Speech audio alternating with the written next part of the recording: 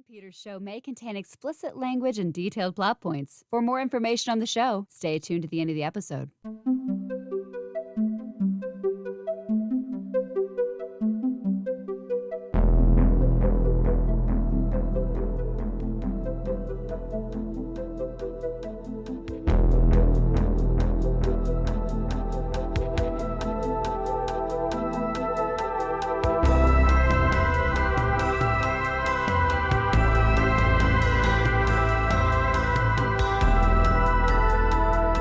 And now, here's Brandon.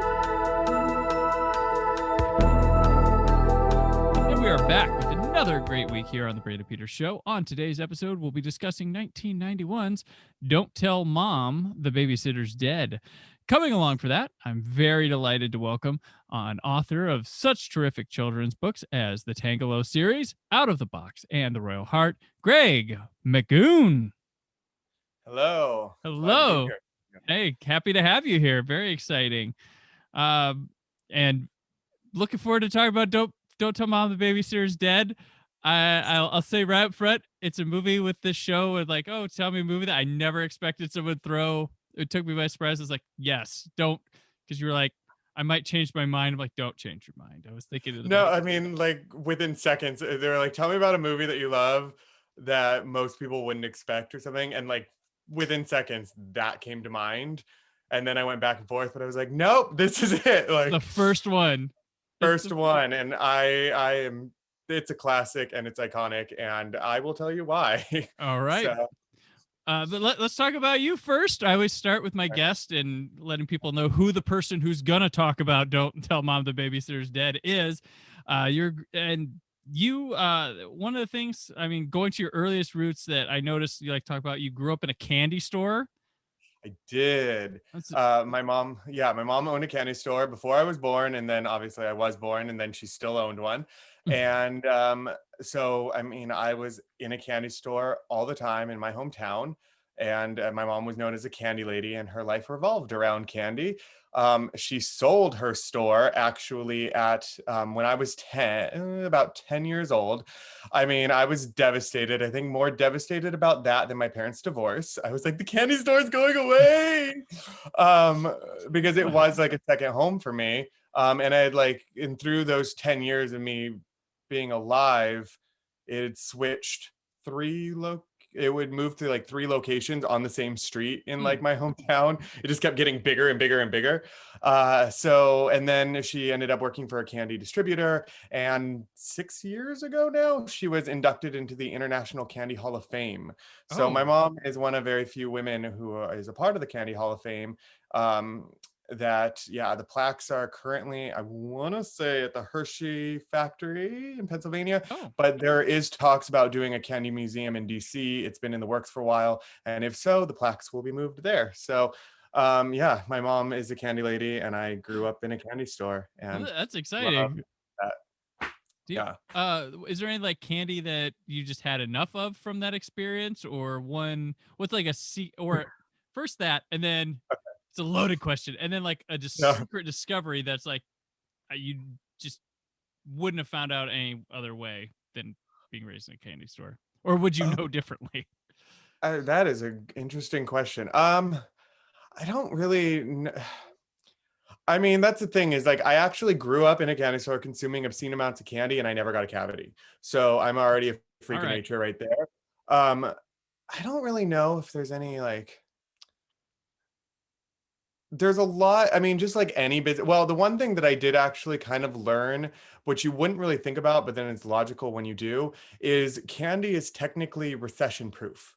It's one of the few industries that during a recession actually does well, because people have to make so many sacrifices that going out to dinner maybe won't happen, but getting a little piece of candy might. It's kind of that neutral item that is like that little special treat thing that actually can keep the business alive.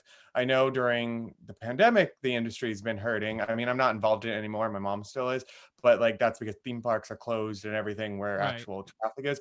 But during the 2008 recession and other recessions prior to that, candy actually can do quite well. I mean, that and porn are the two basic recession proof industries that you're kind of safe in. It's just not really like pandemic proof. So I always found that kind of interesting that candy business actually did quite well during troubled times. Mm-hmm. Because, and this actually, and I didn't think of it when I picked the movie because I love this movie. However, I did have a job at the age of 12. I worked at a different candy store, not my mom's because she didn't own one anymore, but my experience got me hired at a candy store in my hometown. I'm And candy royalty. Come on. I was, and I actually was the candy manager, like official title, had keys to the store and the safe at 14 years old. Did you abbreviate manager to man? So you were the candy man? Dot. No, I wasn't that clever back then. Okay. I was with my decorations, but not with that. But that would have been good. I do have a children's book that I wrote that's kind of a very fantastical, abstract candy story, like children's book, that eventually I want done, but I'm more picky about how it's going to be styled. So I'm not rushing to get that one released yet, but I love it. So candy is still like a part of me, but I retired at the age of 15 from that life. So it's been a few years since my involvement hands-on with the candy industry. So yeah. But I love candy it. you got sick of? Candy you discovered?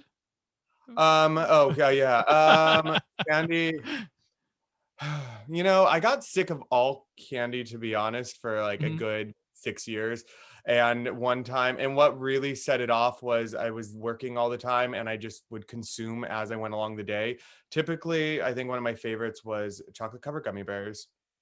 But I ate a lot of ice cream, and I once got very sick off of it and went to a play and had to leave the play and barely made it to the bathroom before all that candy just erupted out of me. Ooh. And at that day, I realized I don't need that much candy in my life anymore.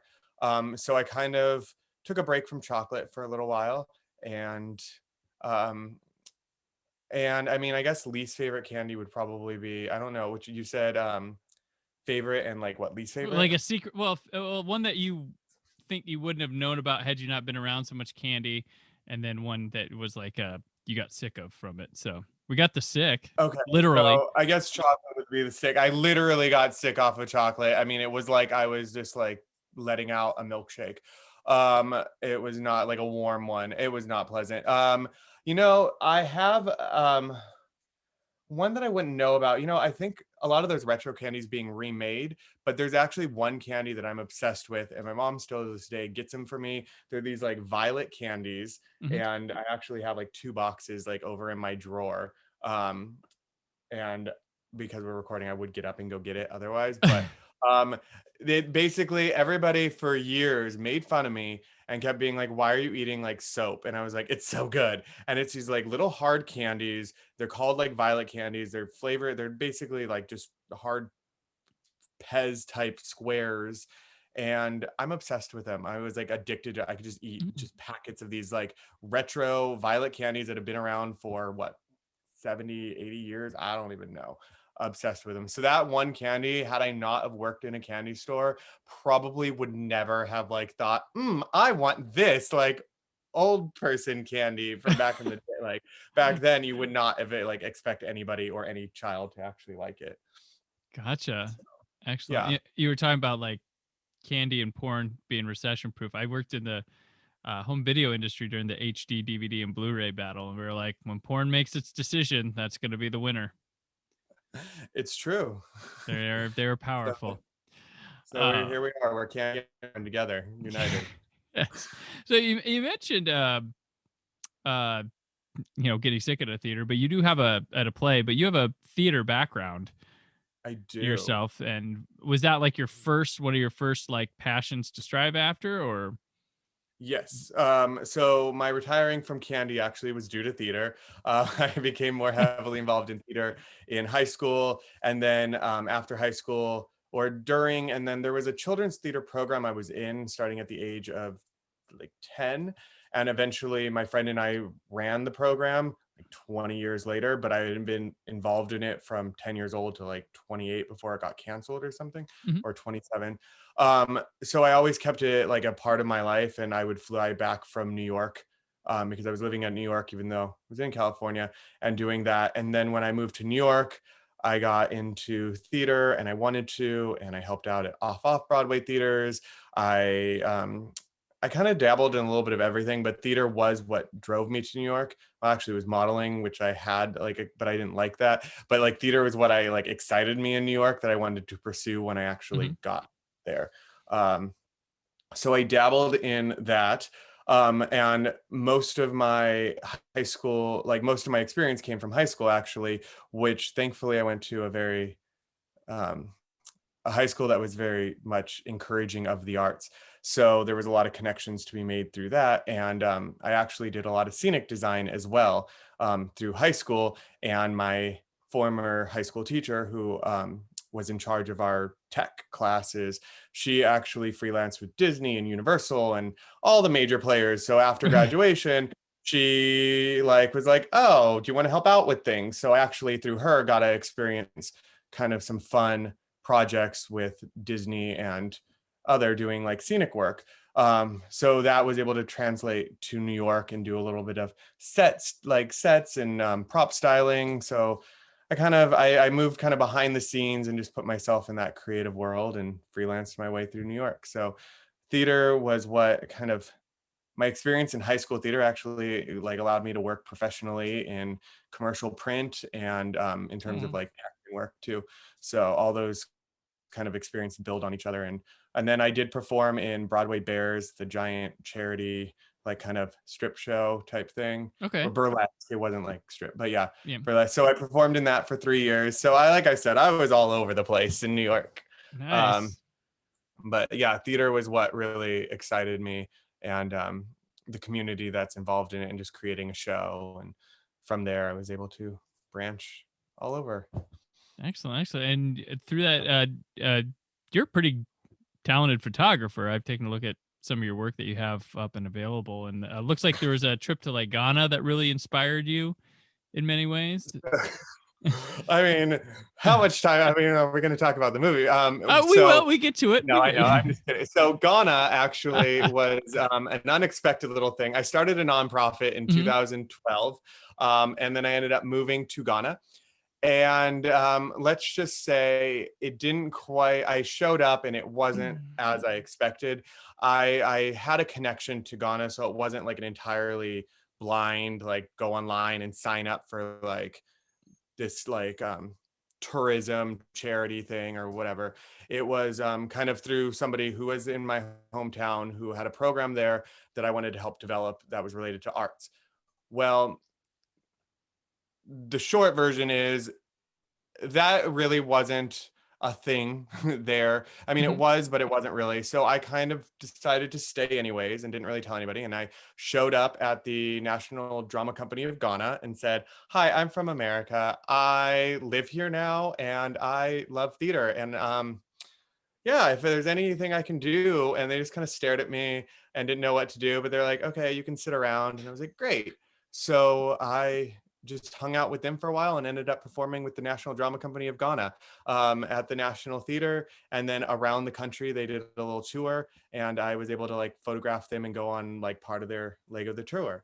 And those connections actually translated to 5 years later when I went back to Ghana and performed in a Tennessee Williams show out there with a director from New York, a brilliant Tennessee Williams kind of expert who has done 10 blocks in the Camino Real in multiple countries. And he always wanted to do Ghana. I met him through a friend of a friend who needed me to help out with something. And then he ended up asking me what I did. I told him about Ghana. Next thing I know, a year later, I'm in Ghana performing again with the drama company, but this time Tennessee Williams.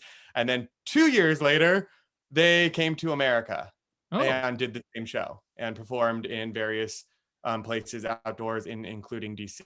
So I got the drama company finally to America after meeting them back in 2012, I want to say, is when I first lived there.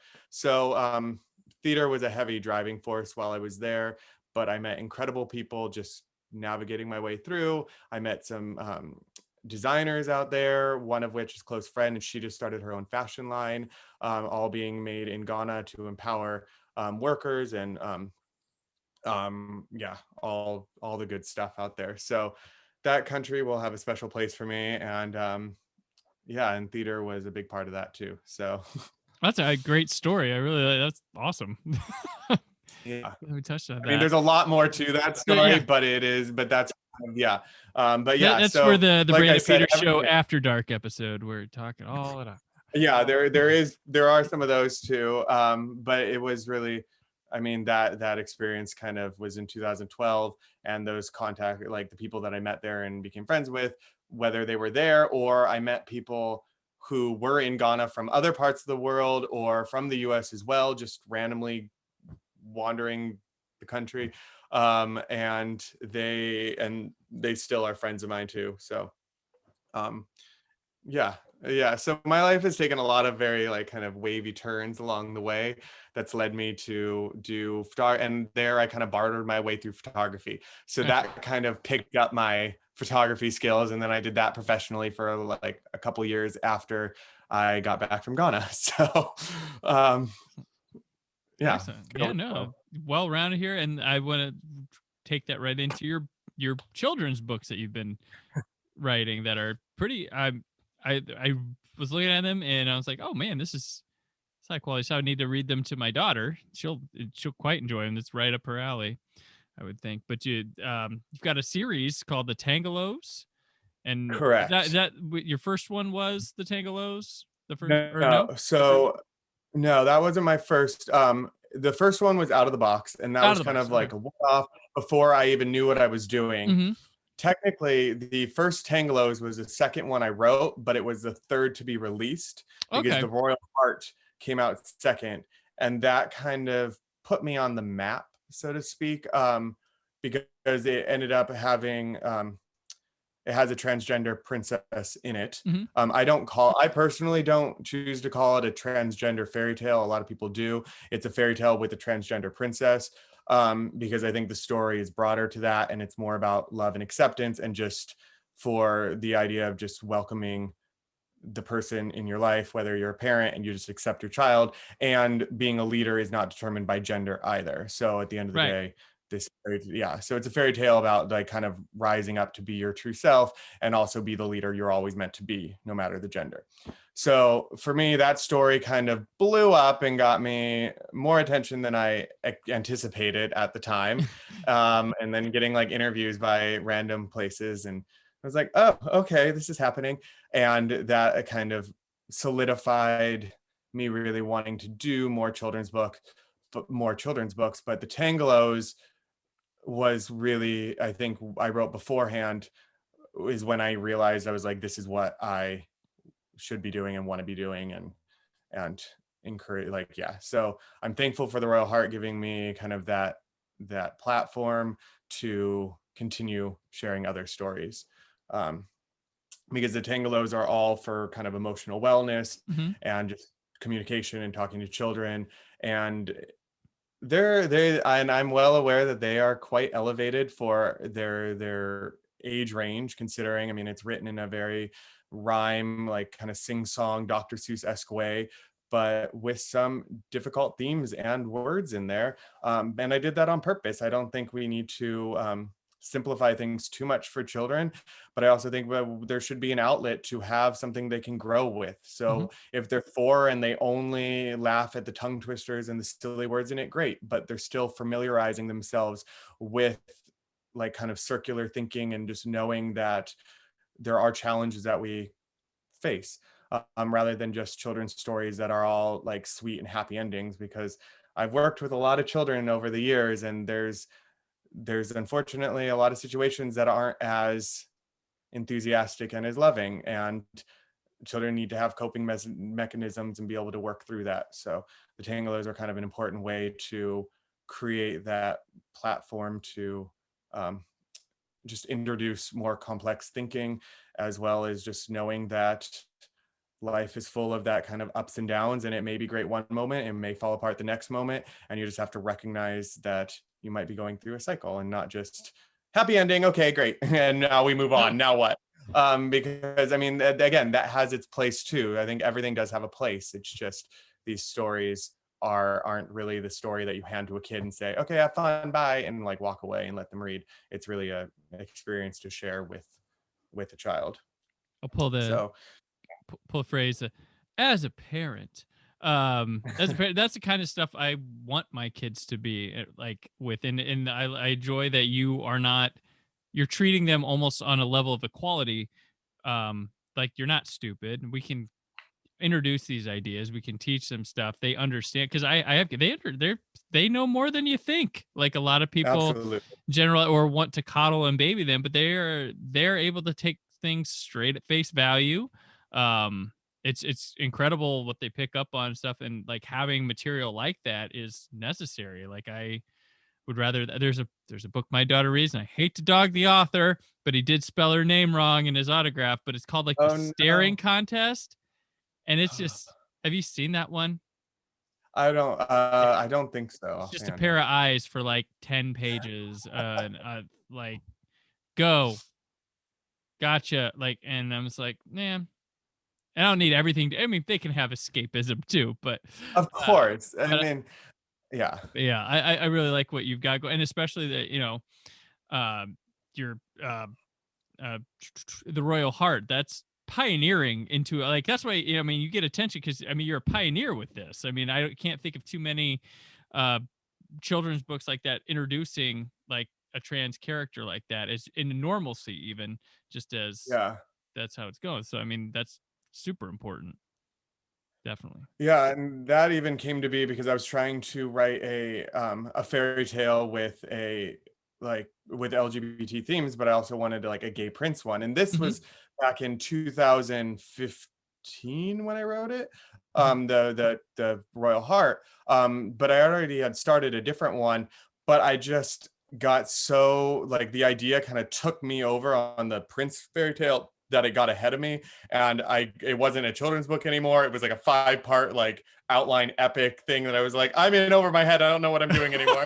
And I just stripped it down almost as a writing exercise and just kind of had to take a breath and just wrote a story.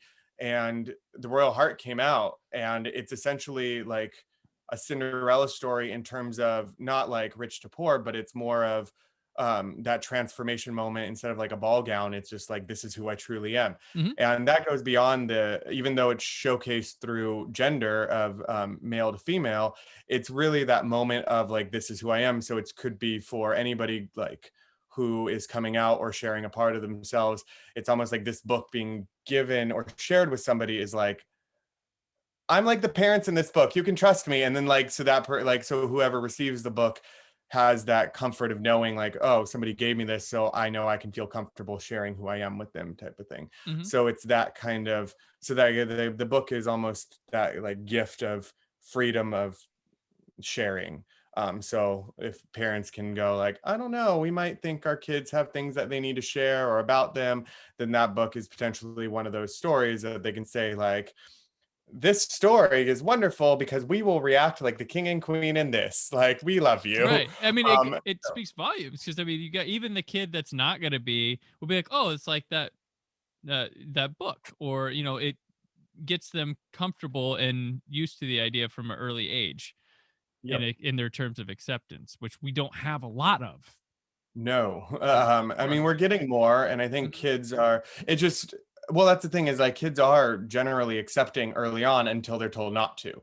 Right. So that's the tricky part. So I think just having more tangible resources to show them acceptance rather than just their natural like being of acceptance, but the tangible resources can at least last longer so they can go, oh no, I saw this is something that can grow with me, rather than just hearing I shouldn't like something. I can be like, but the book. Right. So just anything to like add to that acceptance and narrative, ideally is what I want to help with. So I'm not trying to change the system or rewrite the wheel, just like add another tool to that toolbox. And I mean, kids are different. I mean, you have your Mhm. own. I'm sure that they're receptive to ideas in different ways. So you can't just have one book for every Right. topic and call it good. You need like 20 because you don't know which one the kid will actually connect with. So it's hard to even say which is the best because you don't, I mean, it depends on the kid. So if it's out there for them and it helps them, then wonderful. And if they Mhm. don't get it, then there's something else that hopefully they can find that they will. Yeah, Excellent, excellent. And one more thing on the book, and I gotta ask you. So I was perusing around. One of your books is currently on the Amazon and on Amazon.com for a new copy for $920.99. It's also $775 used. There's one for $44, but how's it make you feel to be like, I have I mean, don't get me started with that one. Amazon is such a tricky thing. I didn't check eBay. I was like, I'm gonna go with this high price. Yeah. I don't even know what those are or how those even exist or how that even works. My publisher, I actually just messaged the other day about that. And Amazon makes it kind of tricky for smaller publishers, and that's what the Tanglos are, and the Royal Heart and all those are published through, as a smaller publisher. So ideally, my publisher wants you to buy through their publishing company, right? Because that just is like less middleman and all the above. But people don't want to pay for shipping. So you can find the book on Amazon. You can find them. You just have to click on like other sellers, and then you have to like go through there, and it'll list it as unavailable. But when you put it in your cart, it will be available. So they just make it a lot of work. And nobody wants to do that much work nowadays. So the books are available on Amazon for their actual like retail price.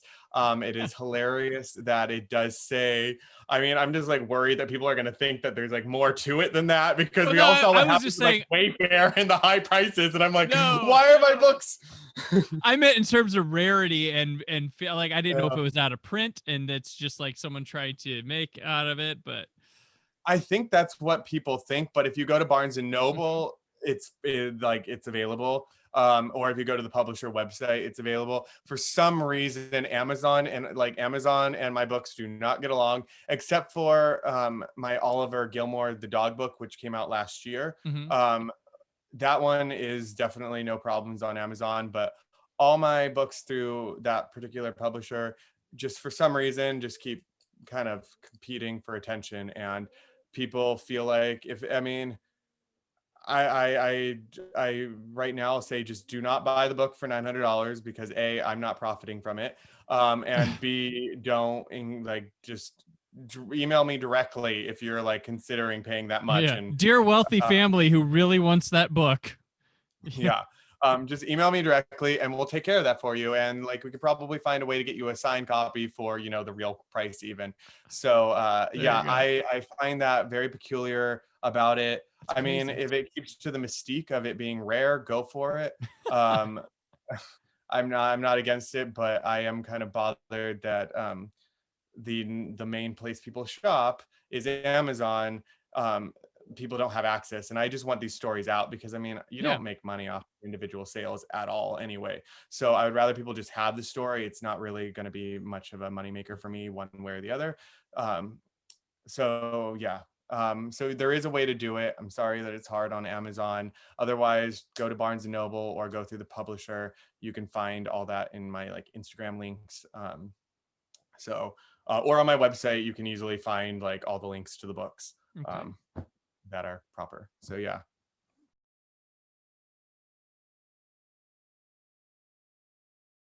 All right. Don't Tell Mom the Babysitter's Dead is directed by Stephen Herrick, written by Neil Landau and Tara Eisen, and stars Christina Applegate, Joanna Cassidy, Keith Coogan, Danielle Harris, Josh Charles, Kimmy Robertson, Jane Brooke, John Getz, Robert High, Gorman, Conchetta Tomei, and David Duchovny. It features five siblings are left all alone all summer when their mom leaves town and the evil babysitter bites the dust. Stephen Herrick, the director, got some good cred here. Director of Critters, Bill and Ted's Excellent Adventure, The Mighty Ducks, Three Musketeers, Mr. Holland's Opus, the 101 Dalmatians live action one, the Mark Wahlberg Rockstar. So he had a busy 90s. And he's currently a director and producer on the new MacGyver series on CBS. Oh, I did not know that. Done a bunch of episodes and produced a bunch. Landau, the writer, one of the writers, did an episode of Doogie Howser, Melrose Place, MTV's Undressed, if you remember that one. and lots of Young and the Restless. And then she did that same Doogie Howser episode and an episode of the Ace Ventura animated series. I remember that, actually. Yeah. I do remember the animated series. Yeah. Okay. So, Greg, what made you bring Don't Tell Mom the Babysitter's Dead to the show? You know, I don't know why. It's just one of those movies that I love this movie. You don't even understand how much I love this movie. I want to. We're here. So okay. I think I make everybody watch it too. Like if I meet somebody, I'm like, have you seen Don't Tell Mom the Babysitter's Dead? Like, no. I'm like, we're watching it right now. So I mean, I've easily seen the movie over 30 times. I know I watched it at least 8 times last year. I watched it twice already this year. I mean, and the more I watched it, the more I appreciate it, which is interesting about this movie too, because it is such like a 90s movie. The look of it, there's so many things that aren't relevant really to today, or at least not relevant. At least the way they do things in that movie aren't things that teenagers would even understand today. So that's kind of partially why I do love it. And I know that they are planning on doing a diverse remake, as they say, starring a Black family is one article that I read. And I think they were talking about it last year, and it's still in the works to develop it. So the movie has been on my mind. And it's really, I mean, okay, first of all, I mean, before we even like look at just the overall plot of the movie, we just need to appreciate the brilliance that is Christina Applegate, who turned this role, and does like with all of her roles, because Kelly Bundy made her popular, roles that could easily be insufferable and annoying or frustrating. She brings a nuance to it and a likability to potentially dumb and unlikable characters. Really one of the classiest. I think it gets overlooked what a great comedic actress she is throughout her entire career. 100%. I mean, and she does theater as well. She's done live musical theater, and I mean, and now at least people are recognizing her talents still with Dead to Me. But this movie, I think, if you actually watch Christina Applegate and just the subtlety of all her little choices and the way she moves her eyes and the way she reacts, you want to like her from the moment she comes on screen, even when she's being a pain in the ass. Bottom line. So right there, I'm like sold. I'm into it. I love her. And then we have Joanna Cassidy playing the most brilliant boss in the entire world. She's fabulous. Yes. Rose Lindsay is probably the greatest boss, a caricature of like a boss. Just one of the funniest, most bizarre boss situations ever in a movie. And you know what? This movie doesn't get credit, even though I'm not a woman, but still is such like this empowering movie because it's women supporting women in this movie too. And the more I watch it, the more I recognize how there's only one woman in this movie who's kind of difficult, and it's the receptionist. Yes. Like Carolyn. Yeah, she's a pain. And you know, even her acting is brilliant in it too. She makes choices, even the way she says like personnel, like it's just every little fine detail. It looks like the director nailed it, and just everybody looks like they were having fun with their roles in this movie. So just acting alone, I'm already think it's brilliant. Now we break down the story, and you know, I have to look at it now, like now that I'm an adult and I work with 17-year-olds still to this day, doing workshops, theater workshops. I've directed shows, and I've worked in schools that are like less funded and not as like underprivileged schools, or just schools that have like a lack of resources, to some very kind of more high-end schools, and even my former high school I've worked on with as an adult. And you kind of have to look at this movie from a very specific kind of socioeconomic standpoint, because Sue Ellen Crandall, like her family and everybody, they have a rather large house, even though for whatever reason it's falling apart. And let's just start right here. What did her mom do for a living? Because she was able to go to Australia for 2 months, like and right there off the bat. House. Yeah. So they live in the boonies of LA, as they called it. They said boonies, I want to say, in the movie. There's like, yeah, well, we live in like the boonies. So they live somewhere around LA in a massive house on a fairly large property, but the mom can go off to, and I'm not like, I'm a couple of years younger than the mom in that movie now, which is crazy to think that like that mom is 37 in that movie. And you're like, interesting. I want to say she's 37, I She's think. got like 5 kids. Yeah. Yeah, she has 5 kids, 37, has a large house, dad's out of the picture, and yet she has this new boyfriend we never see who's like, let's go to Australia for 2 months. And it's like, all right, mom, okay, but you know what? With 5 kids, like at that age, like having the opportunity to go away for 2 months, I'm like, do it, go for it. You've earned it. I think that's set up believably enough as an adult now. I'd be like, ugh, if I could get away, I would. And I don't even have kids. So I did have a boss one time. He went to Australia because his sister lived there, and he was gone like a little over a month. Because if you're gonna go all the way out there, you might as well stay for a bit. I had friends who told me that too, being like, you should visit us. They don't live in Australia anymore, but you should visit. And I was like, yeah, I just need the time. He's like, oh, you need at least 3 weeks to a month. And I'm like, okay, well, that's doable. Like, that's my entire vacation for the year, but yeah, okay. Yeah. So, I mean, there's so many random little like details, but the acting again is just so on point, and everybody takes these characters with stride and like honest a certain level of earnest like to it, like earnest nature to it, that you understand them even if it's far-fetched, because the movie opens with like a 30-second kind of cartoon almost of like this babysitter going crazy, and it sets the tone in that very 90s style of, all right, we're getting something that's kind of over dramatic, over the top, outlandish. And although it is very outlandish, you still go, okay, I get you. Like it works for you. It may not be true for everybody, but for you, I get that. And I think that's what movies need. There's a lot of times where I'll watch a movie and I'm like, that's not believable at all. And I don't accept it with that character. In this movie, the setup isn't very believable, and a lot of just the opportunities aren't believable. But I believe it for them. And that's all the movie needs to do for me, is I believe it for them. It's told from a kid perspective, so it's allowed to have kid results and the way it plays, I would say, if that's fair. 100%. And I mean, going back to what I mentioned earlier is, I mean, I had essentially like a full-time job at 14. I had keys to a store. I was running something. I implemented an ordering system for the candy, which they were using still to this year. Like I did a spreadsheet at 14. I was doing all that. So at 17, it's believable. And a lot of the students that I've worked with, I know one that I directed in a show has 3 jobs currently. They're not as glamorous as like working in an office building, but has 3 jobs. And he had a job at 17 as well, and now he's 19.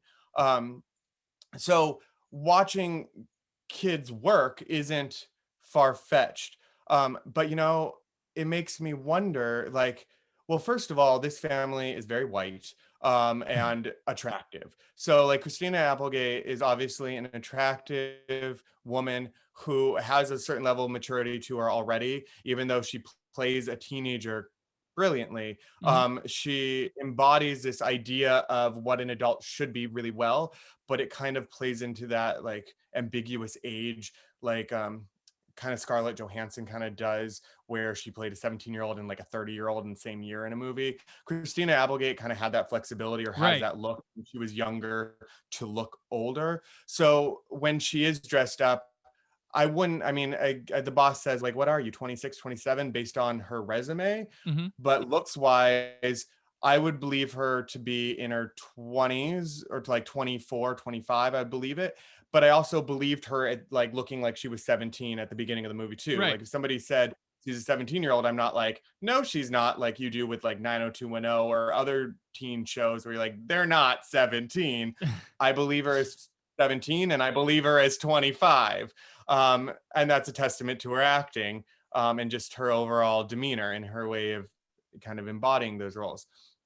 But that's what made me think, though, is I've worked with, and I've done talks with students who are 17, who have lifestyles that are drastically different with 10 times the amount of responsibility, who actually are raising their siblings, whose parents aren't really in the picture, whose parents don't necessarily even speak English. So they're 17, raising kids, going to school, doing all the above. So there's a certain level of privilege that you have to kind of, the lens of privilege you have to look at Don't Tell Mom the Babysitter's Dead with already. They have a certain level of kind of resources, despite their house being disheveled and a bit of a wreck. There's still, I mean, if the mom can disappear for 2 months to Australia, they're not like struggling in the tradition. And the younger sibling plays baseball, and like the other kid's a pothead who has this like room with all the decorations. Like, you know, he's not earning money. Exactly. Which like traumatizes the babysitter when she arrives, and she has like if that didn't kill her. So you have to kind of look at it as like, these kids aren't without much. Like, they may not have excess, but they're not without much. So it's tricky to like showcase this, like, depending on who they're going to showcase this movie to. It might be strange for somebody to work being like, she thinks that's tough work, I'll show you what tough work is. So you kind of have to take it with a grain of salt and look at it from like kind of that middle America vibe, because I know kids nowadays who are doing 10 times the amount of work that Swell was doing in that movie. So I am curious to know how they're going to modernize it, because because I love how at the beginning of the movie, when she gets the job at Clown Burger or Clown Dog, and she's having that talk with Josh Charles, and she's cleaning out the vats, and he's like, well, why don't you get something, like, why don't you get another job? And she's like, no place is going to hire a teenager to do something that's not disgusting. And, you know, back then there's truth to that. Now there's 17-year-olds making like, you know, 20 grand off of TikTok.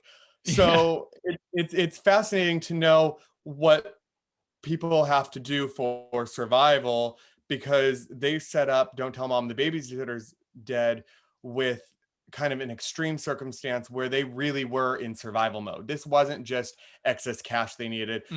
All their money was gone, because they ended up in trunk with the dead babysitter, because that's what you do. You even accept that they stick the babysitter in the trunk of a car and drop her off at the mortuary in this movie. Like, you just go, oh, I get it. A trunk within a trunk to go there, and no investigation happens. They just nothing. I mean, probably because there was money in it, like, because there was money in the dead, like on the dead body. They probably were like, oh, well, this is probably like hush money. And I just, like, in my mind, I just like justified everything about that movie. I was like, it's not important. Yeah, they probably got money. It's a comedy. It sets things in motion, and what happens after is what's important. So, I mean, even their car getting stolen by drag queens, Liza Minnelli, Marilyn Monroe, and Dolly Parton drag queens steal their car. Zany, like, yeah. Well, the old woman's car. So, and again, it's although it's a straightforward story, it's clean. It's written very clean. Like, everything is touched on. Everything is kind of justified. They had 2 cars. One car gets stolen. They can't get it back because technically that car doesn't belong to them. So there's not this moment where you're like, there's no real disconnect if you just embrace the world that they live in. So, like, again, this is why I appreciate, just from a movie making standpoint, is I just immediately embrace the world that they live in. And that's a testament to the actors and even the director, who was able to create a believable situation with such like an outlandish storyline. And then even looking at how she got the job, showing up, and just like, conveniently enough, the boss walks through the hallway and is like, oh, you're applying for the receptionist? Let me look at your resume. Oh, you're a pro, without an interview. Right. But what's funny is there's self-awareness. Like, even Christina Applegate's reaction, like Sue Ellen's reaction to that is like, are you sure? Like, it just, so there's an awareness at least to it. It's not just, she's like, great. It's just kind of this notion that we're in for the ride, and she's going to take it with stride. But also with that company, you see, like, they hire, and then you see that they're in the dumps. So maybe that kind of hiring goes with how the business has been handled a bit, you know? Yep. Okay. So where to even like kind of start dissecting Joanna as the boss, or Joanna Cassidy as Rose as the boss. So the one thing, like, okay, what's funny is as Sue Ellen kind of becomes an adult throughout this movie, you actually start recognizing how all the adults in this movie almost start behaving childlike. Mm-hmm. And you actually get, so that's why, again, there's certain things about this movie that I fully appreciate, because it actually highlights that adults don't actually know what they're doing either, just the same as kids. Right. But you get it in parallel to Sue Ellen kind of understanding this new level of responsibility. And she's no longer just kind of imitating what it is to be a professional. She becomes a professional. She embraces it. She doesn't become her mom, but she becomes a version of her mom, not through this idea of like, oh, this is what I have to do, but because it naturally comes with responsibility. Mm-hmm. So that's why I appreciate the setup in it, because they need food. Okay, so how are we going to do that? So they actually have to start thinking logically. And for that reason, I respect this movie. And I think all kids should watch it, because I've noticed, and this is not true for all kids, but I've noted from some experiences, kids are getting lazier nowadays, like in a different sort of way. Yeah. I think because of technology, because of certain resources and certain things that are being given to them, or at least because of game. I don't know what exactly it is, but there is a certain level of kind of ease and comfort that kids have nowadays, or hate to say it and generalize because I hate generalizing, but there is a certain level of entitlement, which I know existed in the 90s, don't get me wrong, Right. but there is this kind of rough entitlement, this entitlement that a lot of teenagers have nowadays, at least when I've done workshops and other activities or done scenic things with kids. And there's this attitude of like, well, why do I have to do it? Like somebody else will do it. Or there's more of a leniency to let kids get away with certain things, where, I mean, there are actual schools that won't allow, like, you're not allowed tell a kid to pick up his litter. Like on school grounds, like you're not like actually allowed to. And that just blows my mind. That's not something that would have like ever happened when I was in school. If you drop something, like any adult could be like, pick that up. Nowadays, we're more sensitive to certain things like that. So kids aren't kind of getting pushed in the same direction. They have a whole new set of challenges, a whole new collection of issues with social media and just emotional wellness and just the constant barrage of just not feeling worthy as humans that they have to deal with, which is very different than what I would say my experiences were. And I didn't grow up. I was definitely not a teen. I was much younger in 91 when this movie came out. I do have an older brother though. That's another story, but I just know that there was a sort of attitude of figure it out. And this movie touches on that, just like, well, you got to figure it out.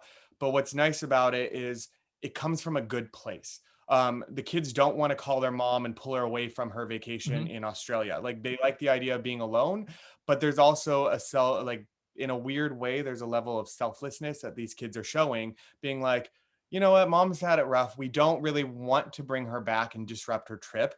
I mean, we can do this on our own. So immediately they kind of go into survival mode, and Sue Ellen kind of takes on this responsibility, both just because she has to, and also because, and she doesn't want to have her mom back, but she also wants to do it for her mom. So it's layered, and I'm going to give the movie, and maybe I'm reading into it much, but I just appreciate her willingness to do this, because I don't know many kids nowadays who would be as quick to say, we have a problem, let's figure it out. I'm going to get a job. I'm going to sacrifice my summer. I'm going to figure this out for both of us. And they flipped a pizza box, for heaven's sake, to decide it.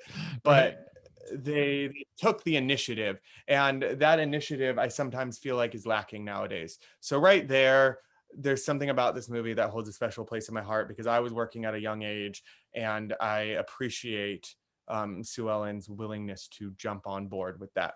Do you think that maybe do you think there's, from kids today, there's less of a willingness to want to become an adult, as more and more of like being a kid forever acceptable with certain interests, things like that? Like, do you think there's a less of a desire for them to want to act like an adult or to look up to being an adult? Because I feel like there's a lot of where it hits you in life or something like I need to be mature, more responsible seems to be just delayed. Like for me, it hit later than it probably should have. But um, do you think there's like that with a more modern generation? There's less of a desire to act like an adult. Yes, because I don't think that there's really a clear definition on what an adult is anymore. I think we used to have one. I Right. think society kind of created this image of what an adult and what working meant and what responsibility meant. I think now that's shifted just because of what opportunities are available now. So I don't think there necessarily needs to be that same notion of what it is to be an adult and responsible, but also there are certain necessities about life that we're not really teaching kids anymore either. I mean, kids aren't really learning about taxes or other certain necessities about Right. life like they used to. And I feel like that's missing. And I think that does need to Right. start, ideally be incorporated back into, because I think there's a level of codependency we're seeing more so with kids. I think they're Right. growing up a lot faster emotionally than kids in the 90s did, but in practical ways, they're regressing. Right. So it's a trade-off of what growing up actually means because they're exposed to so much more now, but their ability to actually, boil water and fix things is not as, I think, in general, as achievable nowadays as it was, 30 years ago for teenagers of the same age. Because I So like even looking at like our entertainment. I mean, it's dominated by like movies I like to see, comic book movies and, all genre franchise stuff where there used to be the adult movies, there used to be all sorts. Now it's all mixed together and like used to want to grow up to want to see those adult movies, but now there are none really playing to yeah, see. Um, and growing up in the 90s too, our entertainment and stuff fed to us was like, the office guy is boring. I don't crush my dreams, dad. I don't want to be like you. And that office job wasn't bad if people had it, but we were trained to like think, oh no, I don't want to be that dreamless guy or, wandering his yep, dead job. I mean, those aren't bad. They weren't bad jobs. If no, that's what you could, support a family, you could find yourself creatively, you could do things on the side, but they never showed us that. It was always, oh, office dad, you know? exactly. And I think, well, then that's what kind of this movie does well. Well, they make all the men in this movie overall sleazy, except for Brian, Josh Charles. He's Who actually the normally one plays person, sleazy guys later on in his career. right? And then, but in that movie, he's actually genuine. He's wholesome, and he actually has a good head on his shoulders because he's Hmm. realistic. He's like, "Oh, I'm taking this job at Clown Dog because I'm paying my way through college." Right. That's believable, even currently. Like his family doesn't necessarily have the resources to send him to college. I know those kids nowadays just took a little, like, just fast food job just to do it. Hmm. Great. Sue Ellen kind of already had this idea of, well, this is above me, or like there's a sense of like kind of, she does start off with a little bit of entitlement. She's like, I'm going to quit this job, but that really was outside of her comfort zone. And she was very fortunate for her circumstances to change to work Right. in fashion DAW. But she wasn't going for that. She was going for reception. So, I mean, she still kept her bar at a reasonable. Oh, that's the other thing I love about this movie too, is that the receptionist and Carolyn, yeah, who obviously is really annoyed that Sue Ellen starts working there, of course, but I just love how they end up saying, well, Carolyn was supposed to get moved up to be my executive assistant from receptionist. And then Carolyn's complaining, is like, this woman applying to be a receptionist ends up as executive assistant. And you're like, you were a receptionist and you were going to be like I just love how the company like makes Right. that jump of like receptionist can easily. Meanwhile, you have like poor sweet Kathy who's just like, oh, I applied for this job. You must be great. And again, like women supporting women. There's no bitterness. There's support there. Sue Ellen, like, again, slightly takes advantage of She the does, situation. yeah.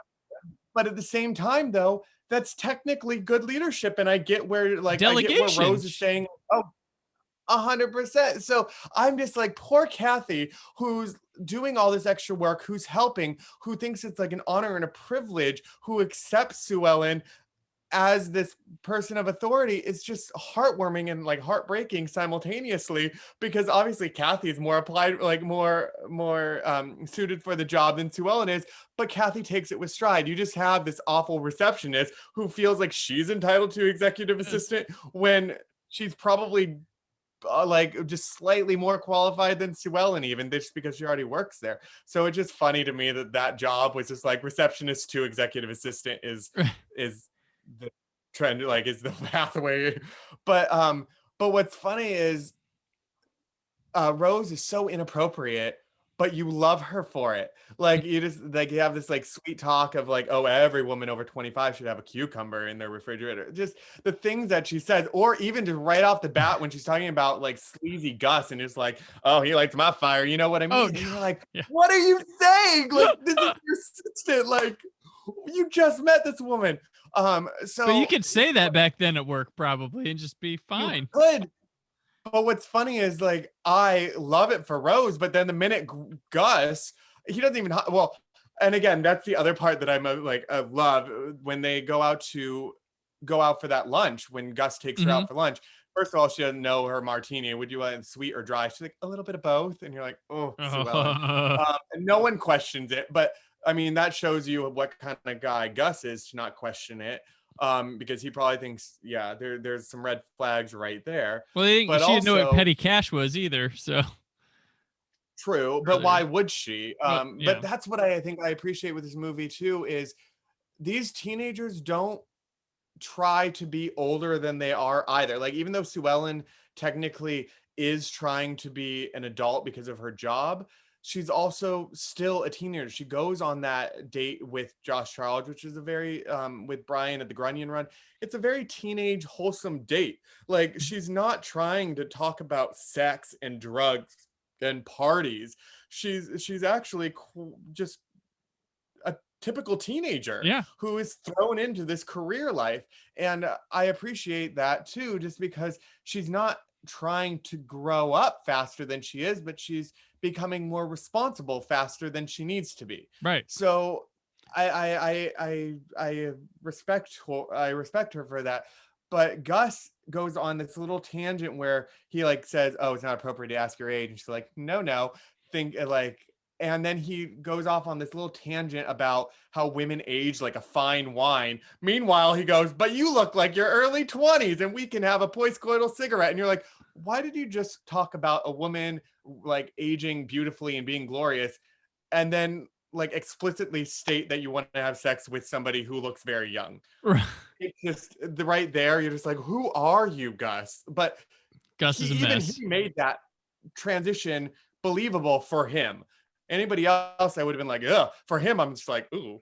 But I accept it from him. Yeah. Like I accept all their behaviors for it, and I accept Rose even being into sleazy Gus. Like, I believe their relationship, and I think there's I feel like Rose. I also sympathize with Rose too, because they're going to hire from inside. Given Rose's personality, obviously Kathy probably wouldn't be her best choice of an assistant who would be qualified. Clearly Carolyn wouldn't be, because Carolyn's insufferable. But I think Rose, in a male dominated field, and you kind of get that sense the higher ups above her are men. So she's senior vice president of merchandising or something. You kind of get the sense that she's the lone wolf, like, of authority in her own little thing. So by bringing in somebody outside from the company, it's almost like her grasping for this relatability and this connection to something that doesn't make her feel like she's just one peg on the wheel of GAW. And I think that's maybe why she just immediately is so quick to hire. And again, I'm probably reading into it, but this is why I think this movie is brilliant, because it's letting me do this. That I think Rose is so quick to hire Sue Ellen, because her fake resume is believable, like she just accepts the resume and the skill set, but also because it's a breath of fresh air for her. It's somebody who's not attached to it. It's somewhere where she can talk about her office romance with Gus without basically creating any other issues with it, Right. because clearly she's acting inappropriately within reason. Um, and Sue Ellen gives her an outlet and provides her that outlet. And for that, it makes sense. I don't think she's going to have that same bond with Carolyn. If she would do it, they would just get the work done. But with Kathy, it probably everything would get done, but it also wouldn't bring anything innovative to the job, because Kathy doesn't seem like the most innovative of employees, but she's highly efficient. So Sue Ellen is just this new face that Rose can depend on, but also be herself around in an environment where I don't think she can freely be herself as much as she would want to be. So that's why I love their relationship, because even at the end of this movie, I mean, spoilers, just Sue Ellen reveals the truth. And just the heartwarming reaction that Rose has is just like, did a good job. Like, Yeah. I get it. And no one really cared. And the amount of times I just am furious with movies where people blow up over this most unnecessary reasons. Like, you know what? Everything worked out. There's no reason to freak out. There's no, like, you lied to me. You did this thing. It's just, I get it. I get you. I understand what you're doing. And I love that there isn't this escalated need to blow up. Like, I don't know why I just thought of it, but like How to Lose a Guy in 10 Days, like they're both in a bet. And then when they find out, they like hate each other. And it's just like, why? In my mind, it would be like, oh my God, you were in a bet. I was in a bet too. Like, you laugh about it. Like, for me, it would be funny. But like in so many movies, it's just like, oh, you lied about it, but I really did fall in love with you. Or in all those teen movies where it's like the hot, like the nerdy girl turned pretty, and it's like, it was a bet to turn me pretty. How could you? But I still fell in love with you. And I'm like, well, we got to a good result. Why add that like escalated freak out where we know what's going to happen? Like, I just, it was supposed to be a bet, but the feelings were real. And I really respect. I think we have a delay that's why here. I respect possibly. Don't Tell Mom the Babysitter's Dead, because we do. Okay. Oh, my internet's not the best sometimes. No, it's fine. I'm just making sure that I was like, okay, so I know to pause for a bit before I say anything. So go back. Yeah, you're fine. So yeah, so you as you were saying, with just people freaking out, and I appreciate this movie for not creating an unnecessary freak out when you could have easily seen it going in that direction, because all Carolyn, the receptionist, was trying to do was expose Sue Ellen. And the Rose was just like, stop it. Like, we're doing good work here. Like, let's look at the work and not this petty crap.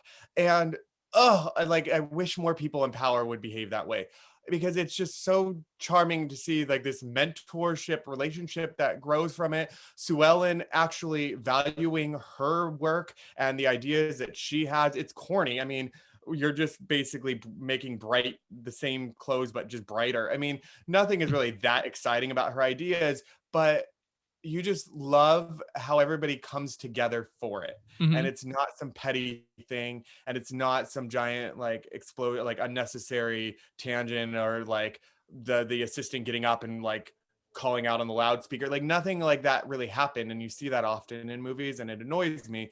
And it got squashed so quickly. And even the one freak out that happened, and it's rare when that does happen, between Brian and Sue Ellen, about how they like break up, that like Sue Ellen was in a corner because of course his Brian is the bitchy receptionist. So like Sue Ellen has to alienate, like she's almost forced to alienate now this guy that she really likes. And there's like, she can't tell him the truth and jeopardize it. So she has to create this fake fight, and it breaks your heart, but you're just like, you really don't have a choice in this situation. You kind of handled it harsh, but at the same time, you don't really have a choice. So I believe that one, and it doesn't feel like it was unnecessary escalated, even though it's annoying that it has to happen. I understand why it does, because she's protecting the life that she just built for herself in one whole month. You also have to take into consideration how long this movie takes place in. So So I just like, for all these reasons and just the way these characters justify their behaviors and also show a level of compassion towards each other is just nice to feel and experience. And it's like, I want to be that boss, maybe not talking about myself like sex life with my employees, but I want to be that boss where, you know what, if they're struggling or if they're doing things, you want to lift them up. And Rose was always lifting, justified or not, was lifting Sue Ellen up. And Rose had no reason to not lift Sue Ellen up because they don't know what we as the viewer know about Sue Ellen. So good for Rose for not being that skeptical, difficult boss. Like, Sue Ellen was figuring out her work. She was building relationships within the company. She still had obstacles to do. And it was not made harder by the person in power. And this was, again, a woman in power with an assistant who was also sharing ideas to save the company. It's not even like Rose tried to backstab her assistant. Rose gave like Sue Ellen free reign. And it's like, oh, like touching. Like, I know you did that episode about Working Girl, another brilliant movie where you have, again, you have like the woman in power, Sigourney Weaver, and Melanie Griffith, who's like working her way above and difficult. And then you have like women trying to steal like Melanie Griffith's like thunder. Yeah. You don't have that in Don't Tell Mom the Babysitter's Dead. You have support and you have recognition for a job well done. Yeah, there was a lot of Working Girl too. That, I mean, a woman going into under false pretenses, but she was using somebody for a bit of it. But then she did do her own magic to the position. But yeah, it was pretty funny. I was like, wow, this is reminding me of Working Girl in ways. But the boss is supportive. The boss doesn't feel there's only room for one. But there are a lot of similarities. But this one is on the more positive side of the experience.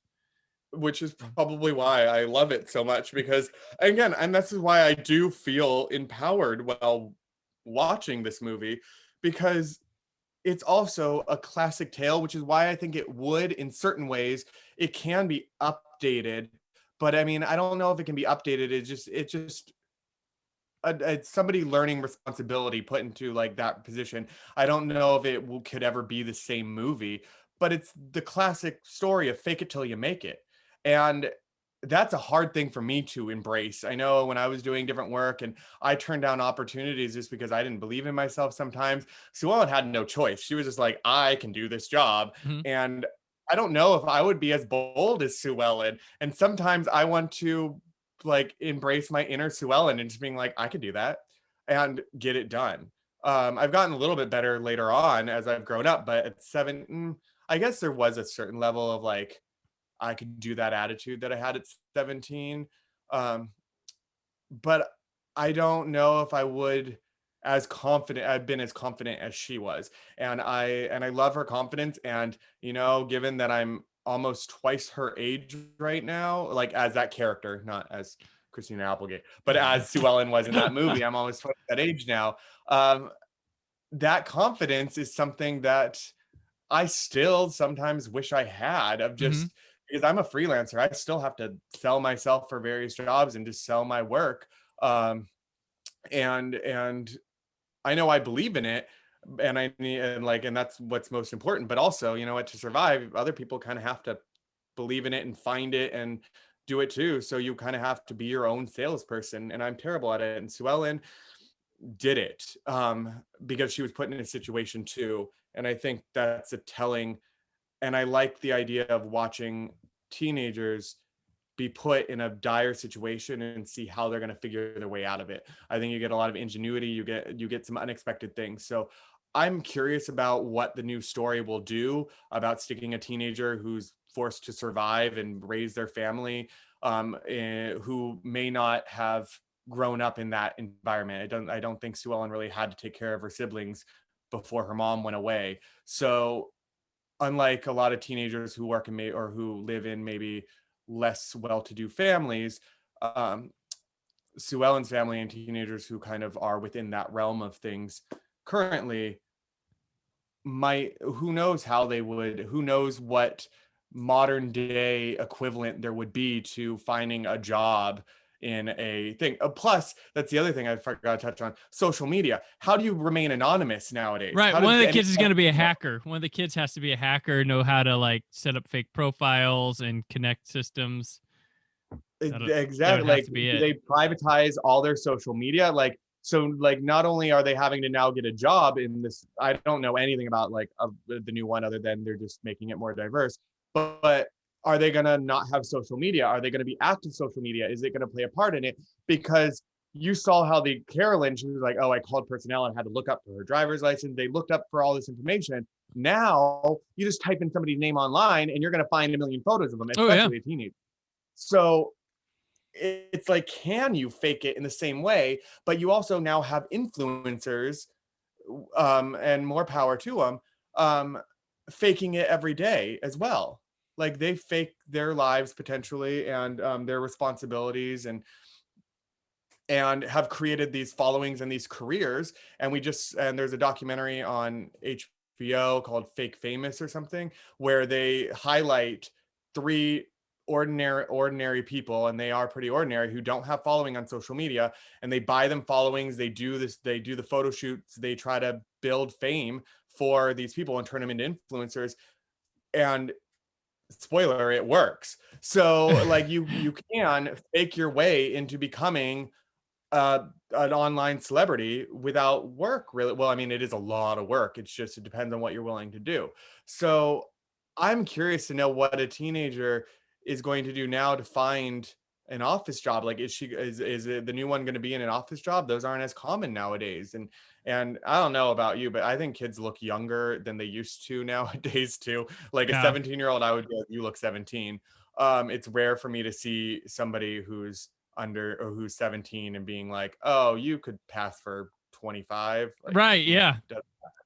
Doesn't have it. So all those layers to it, I'm curious, but I think this movie is such a time capsule for the time, and highlights kind of the dichotomy between like kind of this desire to be what, like, a career person, which was ingrained in like kind of their heads, is like this goal of like career working woman or working person, and still embracing your teenage fun beach friend life. And she's also, and what I even value even more about this movie is she chooses to go to college. Like, she might, well, it leaves it ambiguous, but she wants to go to college potentially after. Like, here Rose is like, oh, you lied about all this, but you did a good job, and you know what, we can find a place for you in this as a 17-year-old. Now you know who you are. And she's like, you know what, I still want to be a kid. I still want to maybe try college.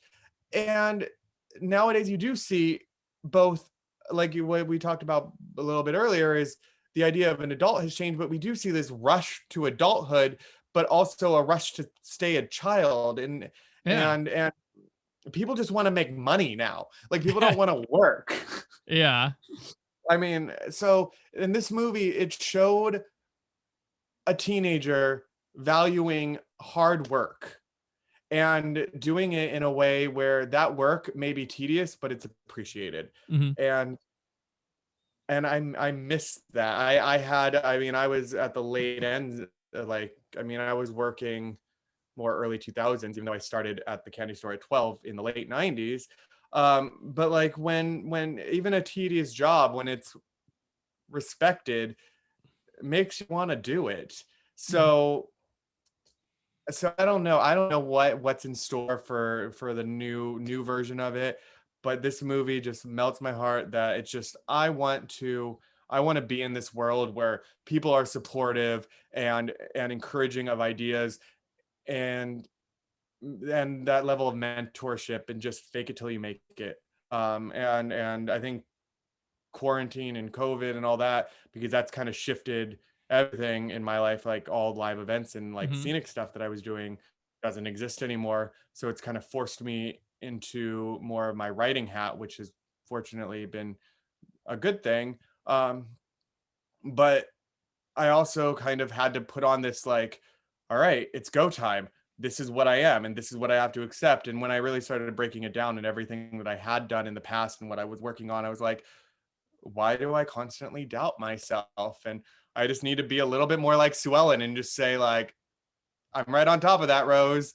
and just put it out there, because good things can happen. So this movie still in like directly I relate to directly still. And yeah, I mean, I could do a whole thesis on every character in it, but I won't.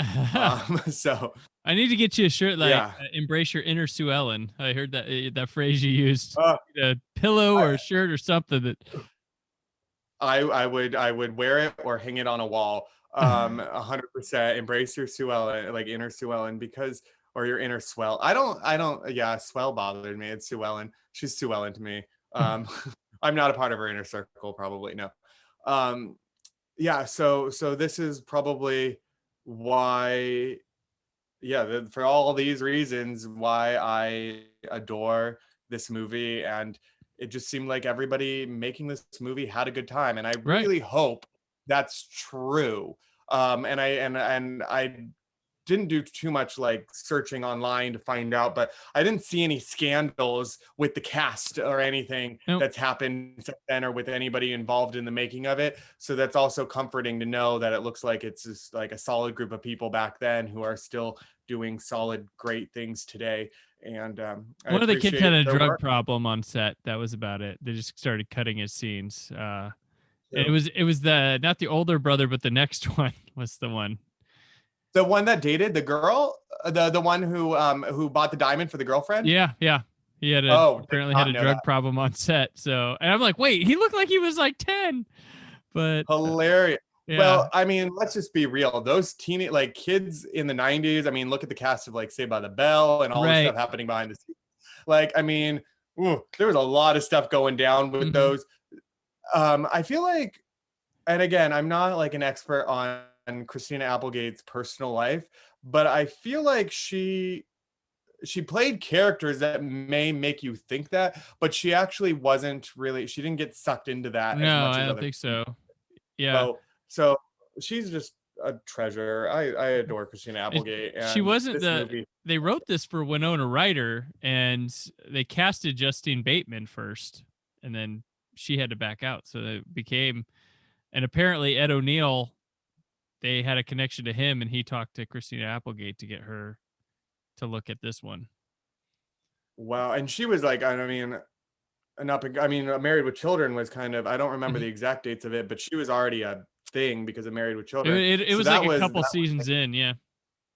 Yeah. So that was probably a huge like draw for them to be like, we can get Christina Applegate. I don't know. I mean, Winona Ryder was huge too then. And I did not know that, because again, I love this movie. I'm not one of those people who's going to be like, I need to know everything about it too. Because I clearly analyzed just the movie as a whole enough. Right.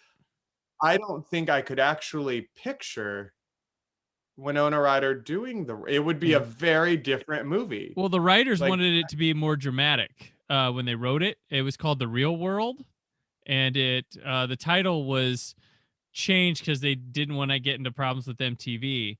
And I honestly think, had this movie been called The Real World, it wouldn't have been it wouldn't have become a cult classic popular, because part of the attraction is that title is just like, what?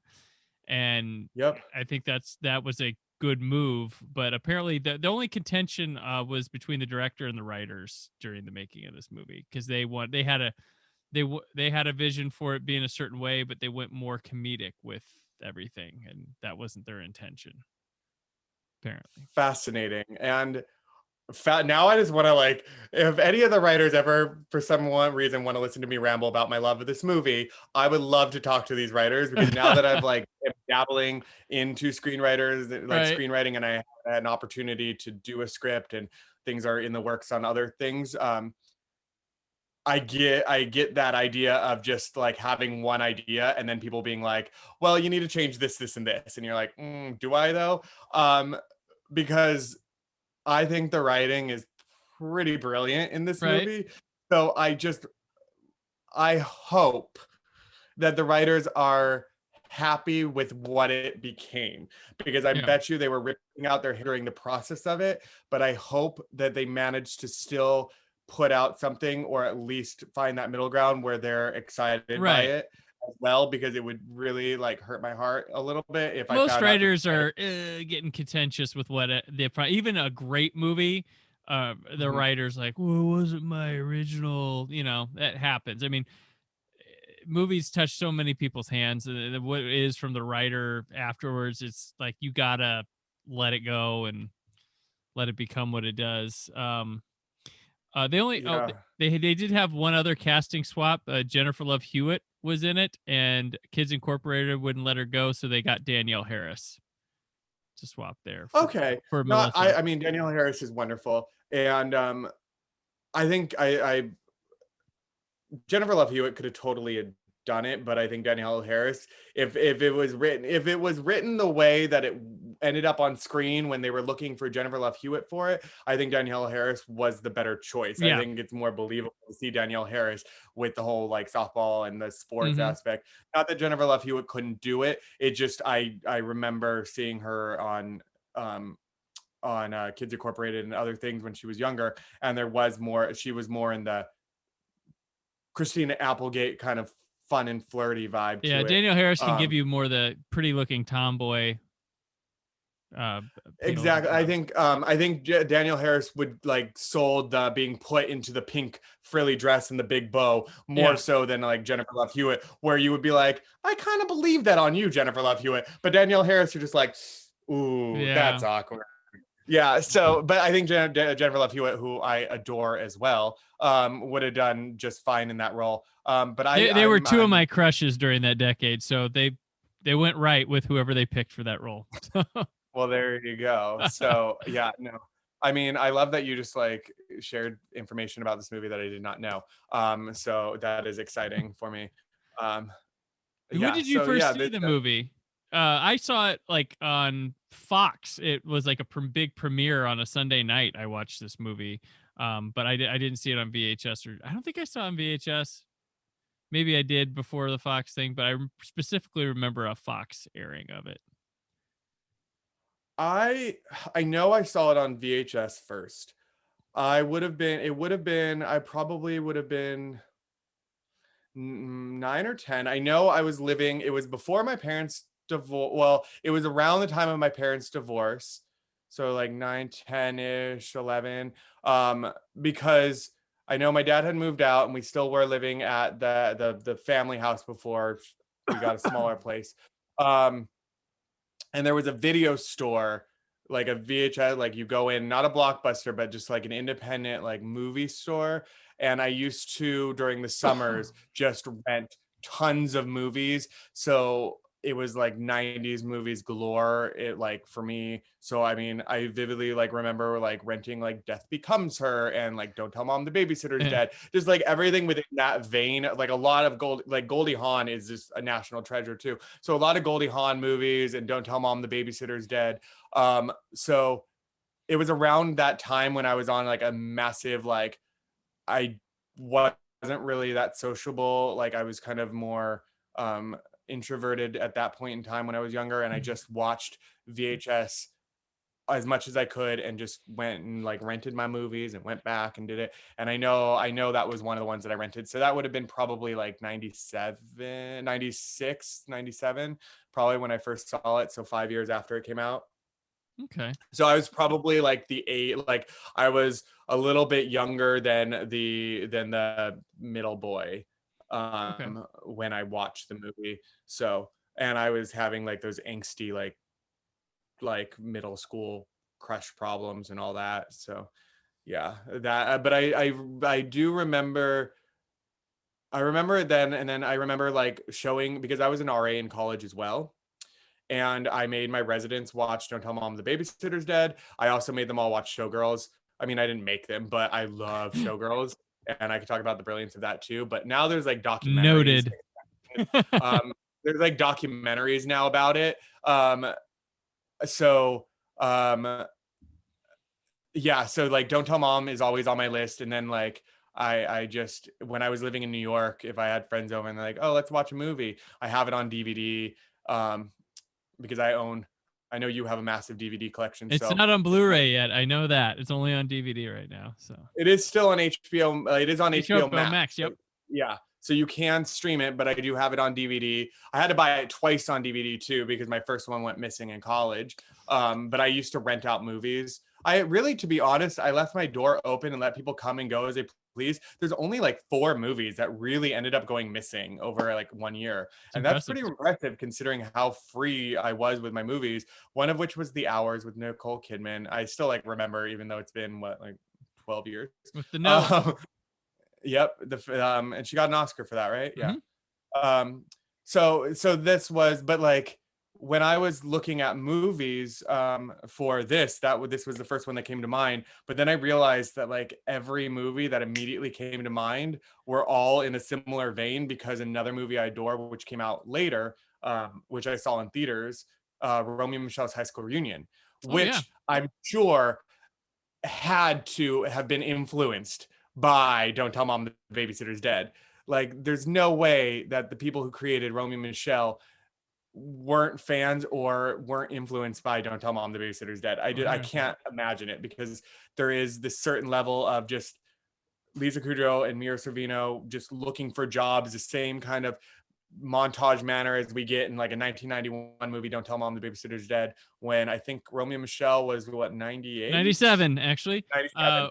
Because interesting fact about that, my second episode of this show talked about Grosse Pointe Blank, and that, you know, the hitman goes to his 10-year high school reunion. Romeo and Michelle came out 2 weeks after that movie, so you had 10-year high school reunion movies 2 weeks apart from each other, which was interesting. So 97. I saw it in theaters, so I vividly remember that, seeing it in theaters. I would have been I'm going to give away my age. I would have been 12 at the time when it came out then. So yeah, and then there's also there's another movie that most people consider terrible. Well, not terrible, but not that good. But I think it's actually like the perfect movie. And I'm like drawing a blank on the actual name. Steve Martin and Goldie Hawn in The House Sitter. The Out of Towners? No, it's called like House Sitter. Oh, House Sitter. Or, okay. They did one called The Out of Towners, right? Though they did. Is it The House Guest or House Sitter? I love that movie. I'm like in my head, I'm like visualizing the poster, but now I'm looking up if Goldie, if in fact, why am I like forgetting? Is it House Sitter? I was correct. I was like, okay, that was 92, so that was right around that time. That movie, I rewatched it. I want to say last month or 2 months ago.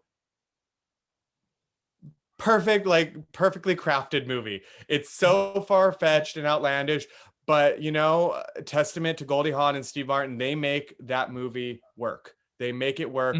Great movie. If you haven't watched it in a while, look into that. That was on my list of like favorite unexpected movies, because it's just, I mean, Goldie Hawn is a treasure. I mean, I'm noticing that like all these movies all are like blonde women. Like Don't Tell Mom. You're the Hitchcock of 90s appreciation. Yeah, and then but the one movie that I was also considering was How to Lose a Guy in 10 Days, which was in the 2000s, my obsession. Oh, my wife would have been all over that. Oh, she'd have been. Oh, I can actually listen to the show. Well, then, you know, I'll come back in a while and we can just dissect that, because I can basically recite that movie like because that was when like old school, like when I had like the old school iPod, I actually had that movie like on my iPod. So like whenever I traveled or something, that was just like my travel movie. It was like How to Lose a Guy in 10 Days. I just think that it's a movie that under no stretch of the imagination should work, and it works. And Did you ever see Fool's Gold that they got back together for? Oh, I have a great story behind that one. And yes, I did. I saw that in New York with a Starbucks barista at our house, because I had nowhere to go on Thanksgiving. Oh. So, gotcha. Yeah, Fool's Gold is what we watched. And they're like, why is this garbage? I'm like, shh, it's the reuniting of Kate Hudson and Matthew McConaughey. We just accept it. I mean, it's terrible, but here's the thing. I can be very critical of movies Mm-hmm. for various reasons. I can appreciate a movie if I like the people in it, even if it's not the best. Mm-hmm. But then that's my own opinion, and if people want to hate it, I'm not going to get mad at them for it. It's when I'm hypercritical of movies that people are like, "This movie is like a masterpiece, and here's why." Then, if I didn't like it, I will give them like a 10-page report on like every flaw of the movie, like from a technical standpoint, just to being like, you can enjoy it, but you can't call it a masterpiece. So, I mean, for me, like, I guarantee you nobody's sitting there going like, don't tell mom the babysitter's dead was robbed during award season and should have been nominated. Like, I'm not that extreme on it, but I appreciate the story and the lessons and the value, and you can find things that are relatable in it, and you can find the empowered nature of it and your inner Sue Ellen. You can find all those things within it. So I love it. If other people don't, I'm not going to grill them on being like, you don't know movies if you don't get it. That's okay. So, and like How to Lose a Guy in 10 Days, I'm well aware that people think it's bad. Don't care. I'm going to watch that movie on repeat and appreciate it for what it is. So, and again, and I've like basically only listed rom-coms, but I'm also obsessed with like horror movies, like obsessed with horror movies too. So, like I actually had a countdown in my like house growing up when Scream 3 was about to come out. I actually had like made giant like poster board and pulled down each one like 5 more days, 4 more days, 3 more days, like everything. Like I was That's a great.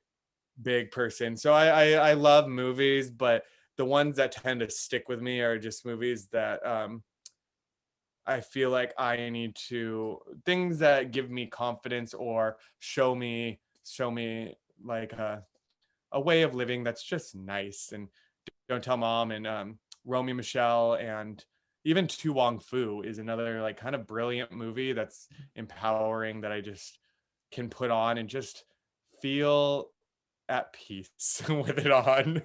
So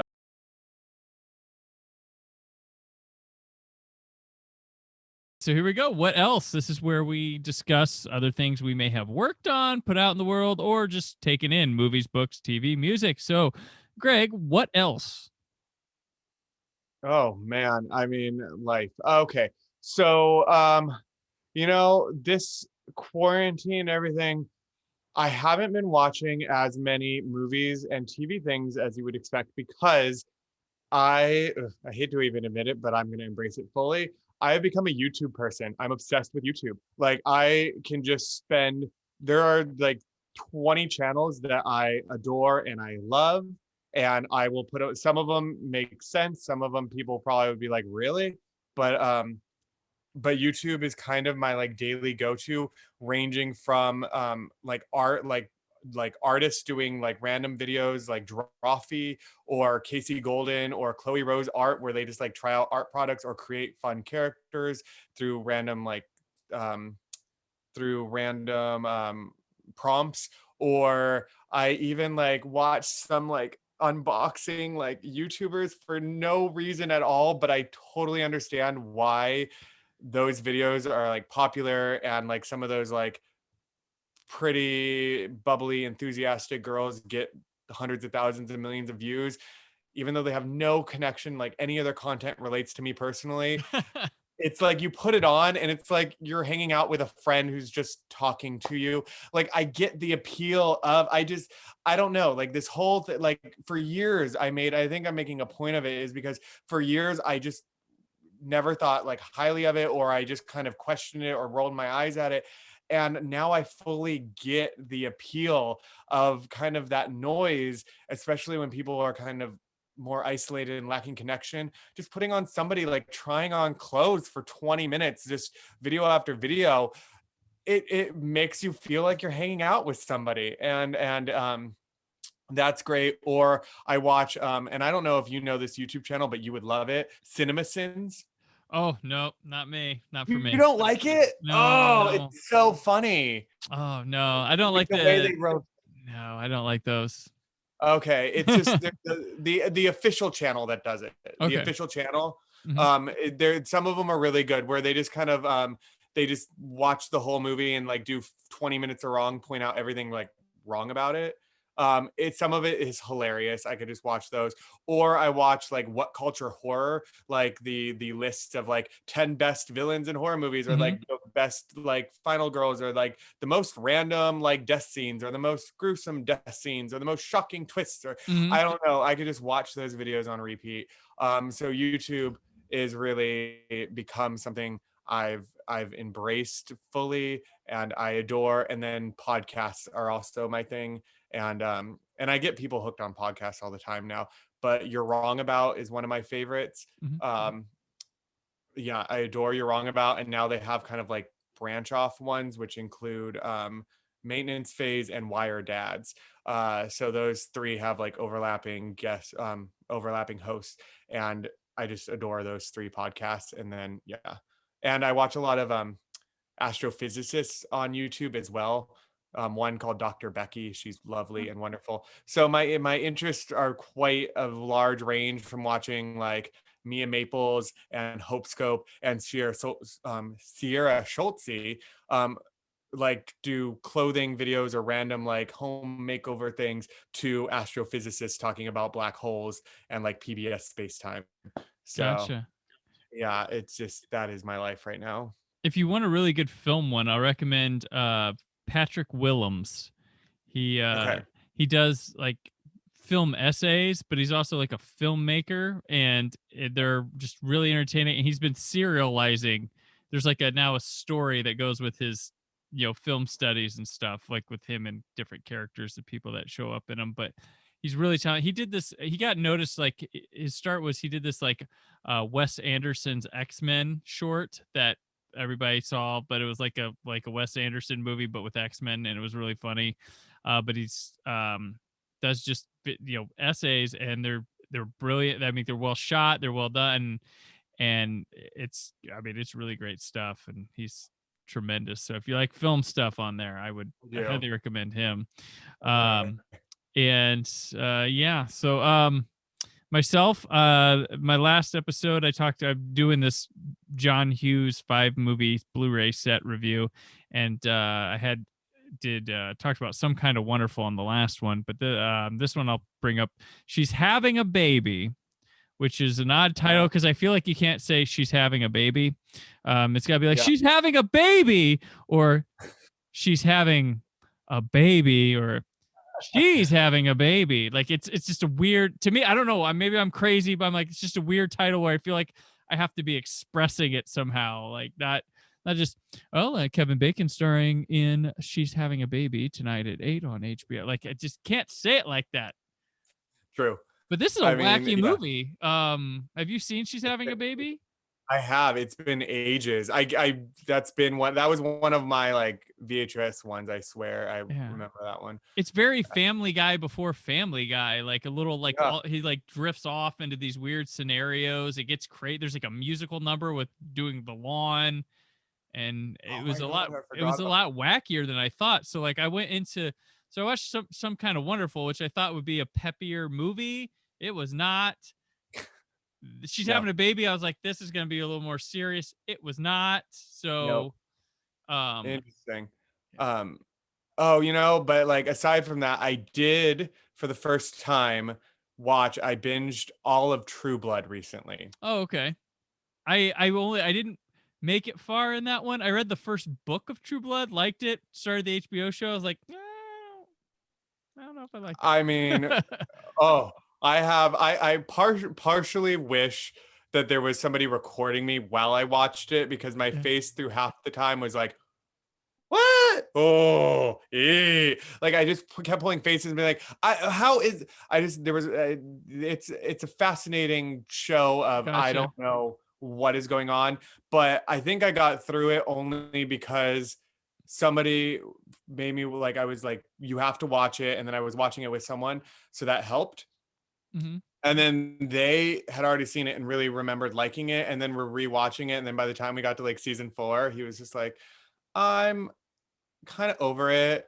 And then I was like, now I'm determined to finish it. So like 3 more seasons. And I was like, I'm going to get through it. Oh. And I like grinned and bared through it. But that was one that for years, well, not years, I mean, it hasn't been off that long, but since it started, was one that people were like, oh, you should watch True Blood. And I was like, no, I put on like 2 episodes. I was like, and I never got past 2 episodes. And then finally being like, just being in a room with somebody all day, every day, it finally happened. And I got through True Blood. So that was my big, I mean, aside from that, I mean, I try to catch like some new releases on things, but my mind, like I'm so busy trying to, I mean, I have a few like kids book stories ideas in the works, so Mm-hmm. I try not to like influence myself too much. So really I just watch, like if I'm not watching YouTube, I just put on like horror movies as background noise, which is Gotcha. probably the worst background noise you could ask for.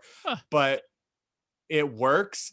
And I'm not talking about like classic horror. I'm just talking about like the Amazon Prime like recommended after you watch Okay. one bad one horror. So like this one that I watched called The Hoarder with OC, Misha Barton, with Misha Barton in it, where the She's entire still movie takes working. place in a this one came out like a year ago, I think. So yeah, this whole movie came out like, or took place in a storage facility. Yeah, that was an interesting movie. I did watch one horror movie that I actually liked more than I thought I would, that I put on for background noise, which is considered a low budget comedy, like horror satire movie. Um, and I'm drawing a blank on the name because it's one of those generic like haunted house massacre names that is Mm-hmm. just one of the million low budget ones of that. But it was surprisingly good. And it was basically, I don't know, you might like it because you like horror. Yeah. And I could tell by you have a Halloween like poster in your background, and not even the original one. You're in it if you're gonna have. Okay, so there you go. You like your horror. Just for So taste, you yeah. might you might appreciate this one, and I'm drawing a blank on the name, but I can send it to you later. They basically, it's an insane asylum. All the serial killers or crazy people who all have their own separate like thing. Like one was a dentist who killed patients, one was a cult leader, one was a something, whatever it was. So they all had their distinct characteristic. And there was a haunted house in this town that apparently had these like 6 serial killers, conveniently enough, all in prison there. And this town created a haunted house with rooms themed after these real life serial killers based on like real life for this world. And the serial killers are set free from the insane asylum. So now they wreak havoc on this haunted house. So it's surprisingly, I think yeah, I don't know what went into making that movie. I think the directing of it could have been stronger. I thought the script was better than I anticipated. So that one was a win, but in general, I probably put on about 12 horror movies as background noise in the past week, and I can maybe tell you one name, and I already told you it, like Hoarders or something, or the Hoarder. The other 12, Yeah. can't tell you who was Oh. in or what was happening, but it for some reason it allows me to think clearly when I have those on. I don't know why. Hey. And like No. I write kids stuff and I write like rom-coms, and yet horror is the only way to clear my head. But it's because it's such a far departure from what I'm doing. I feel like I'm not going to be influenced by it in like a positive or negative way, which is why I think I do it. So I guess that's like an inside tip into like how my mind works, is if I'm working on something very like upbeat and friendly, which is how I like to live my life anyway, I tend to like put on the horror gore in the background to Balance. like my head. Yeah, it really is bad. Oh, I did actually watch 5 of the 7 Saw movies in one day. That happened as well Okay. a week ago.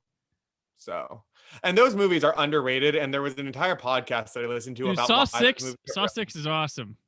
Saw 6. That's what the podcast that did an entire episode on the brilliance of Saw said 6 was their favorite too. And then when rewatching them, I watched 3 through 7. I watched 3, 4, 5, 6, 7. Yeah, 3, 3, because I'm so familiar with 1 and 2. I've watched those so many times. So Do you have the DVD for Saw 2? I do. Okay, so there's a bonus feature. It's called the Scott Tibbs documentary, and in it, he's friends with Adam from the first movie, and in it it's about following him trying to find Adam or what happened to him on his own, and the guy who Lee Whannell played in the first movie, and there's a scene where he goes to a police press conference outside the events of Saw 2 after the post whatever, and there's a studly young cameraman that he shoves over to get across to the scene, and that was me. So yeah, check it out. So part of the Saw, I'm a news cameraman in the Saw universe. Can't see shit for me, but when he goes around a cameraman, that was me. That was you just blew my mind there. Saw universe right here. Yeah. I love the Saw movies. Did you remember that old, was it VH1 or MTV, the Scream Queens like reality show where the prize? I do remember that. Yeah. Yeah, the prize was a guest spot on the Saw in the Saw movies. Yeah. That was a thing. I really, one of my badges of honor is I'm part of the Rocky universe and I'm part of the Saw universe. So well, then those are some great universes to be in. Mm-hmm. It's been forever since I've watched Rocky or in like any of those. Great movies though. I should rewatch them. But Saw, literally just last week watched 3 through 7 in one day, accidentally too. And I want to say like 4 or something is like 2 hours and 10 minutes long. Like one of them is really long. Oh geez. Yeah, one of them is really long. 7 had a friend of mine ended up being the lead in that. A friend of mine's fiance at the time, and I knew him a little bit, but yeah, he was the lead in this 7th one. Yeah, it wasn't. I did the 3D one. That one was You know, I didn't think it was that bad. Like that's the one where the Linkin Park kid, isn't it? Yeah, they but like the guy, like the main person being tested is somebody who faked being a victim and like writes the book. That's about a good idea. With Sean Patrick Flannery, who looks like Marty McFly from 2015 Back to the Future in that movie. Like what happened to him? Like why does he look like that? Yeah. But okay, weird thing to relate it back real quick to like Don't Tell Mom the Babysitter's Dead. I feel like Saw 7 has like so much has like crossover potential with Don't Tell Mom the Babysitter's Dead in like a modern like version where it's like I feel like that's what like somebody like, I mean, he tried to build a career for himself on this fake image or something. Mm-hmm. And I feel like that's something that totally is something that could be in the universe of Don't Tell Mom the Babysitter's Dead. Just like a modern day of like, I need a gimmick. Like, okay, I want to do this. I need money. I need something quick. I'm going to create this story, fake it till you make it type of thing. There you go. So who knew that I could find a way to relate Saw 7 and Don't Tell Mom the Babysitter's Dead. But you know what? Both of them were just trying to improve their lives for a second. Yes, very much so. Yeah. Okay. And on that note, that'll do it for today. Greg, thank you so much for coming on and the mind-blowing dissertation on Don't Tell Mom the Babysitter's Dead. That was outstanding. I don't think anyone's going to ever offer that anywhere. I don't think anybody spent that much time thinking about that movie. So if you found this podcast by searching Don't Tell Mom the Babysitter's Dead, you're welcome. You're welcome for that. I'm here with you, and we can all embrace our inner Sue Ellen together. Right. Excellent. Before we go, let people know where they can find your work and keep up with you around the interwebs. Okay. So basically, my name is pretty easy to find, Greg McGoon. There's not that many of them. So if you type in my name, you can find my website. And otherwise, I'm more active on Instagram. Twitter gives me anxiety. So you can find me there, but I'll check things on it. I just won't post on it. But Instagram is the best way to go. And that is at the McGoonies. So THE, the MCGOONIES. Yes, like Goonies, the movie. And I just decided to embrace my last name and add IES to my handle. So there you go. Gotcha. And I'm on Twitter and Instagram at Brandon4KUHD. Written work on whysoblue.com. There's more from the Brandon Peters Show this week. But until then, always remember to keep the positivity in your online film chatter. Thank you for listening. The Brandon Peters Show is a Creative Zombie Studios production. Produced by Brad Shoemaker and Brandon Peters. Written and edited by Brandon Peters. Announcer vocals by Jessica Alsman. Theme song by Metavari. Web design and show art by Brad Shoemaker with Brandon Peters. All music and clips featured in the episode are property of their respective studios, and no infringement is intended. Additional information on this and other episodes at BrandonPetersShow.com. For any inquiries, press opportunities, or sponsorship, contact mail at BrandonPetersShow.com. The show is available on Apple Music, Spotify, or anywhere podcasts are found.